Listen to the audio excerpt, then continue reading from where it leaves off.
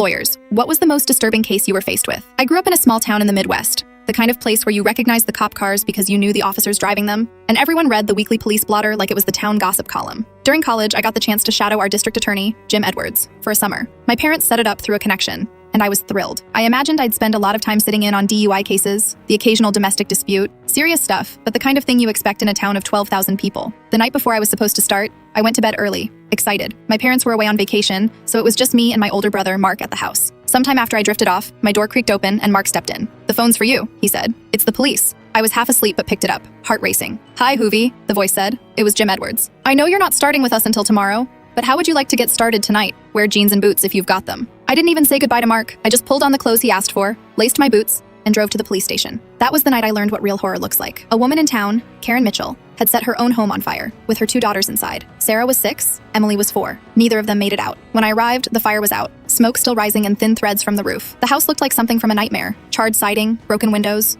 blackened wood. The smell hit me first, heavy and chemical, mixed with something I don't even want to name. Jim was waiting for me, his tie loosened, face grim. "Stay close," he said, then led me toward the scene. We climbed a ladder to the roof, stepping onto the scorched shingles. My heart pounded the whole time, partly because of the danger of slipping, partly because of what I knew waited inside. We went through the window into what had been the girls' bedroom. There were 2 small beds in the room, or what was left of them. Metal frames warped by heat, mattresses destroyed. A stuffed animal sat on the floor, half burnt, its fur melted into plastic clumps. One of the detectives quietly told me that when they first arrived, both girls had been found in the same bed. They hadn't died in their own. They'd crawled together, holding each other as the fire raged. The thought of them, scared and clinging to each other in their final moments, is something that stayed with me ever since. The neighbor across the street, Officer Dan Foster, had been one of the first on the scene. He'd seen the flames, sprinted over, and found Karen outside screaming. She told him the kids were still inside. Dan tried to get in, breaking a window and cutting his arms on the glass, but the smoke and fire were too much. He collapsed in the yard, coughing, and had to be dragged back. Watching him at the scene that night, he looked destroyed. I don't think he ever forgave himself, though there was nothing more he could have done. The rest of that night was a blur.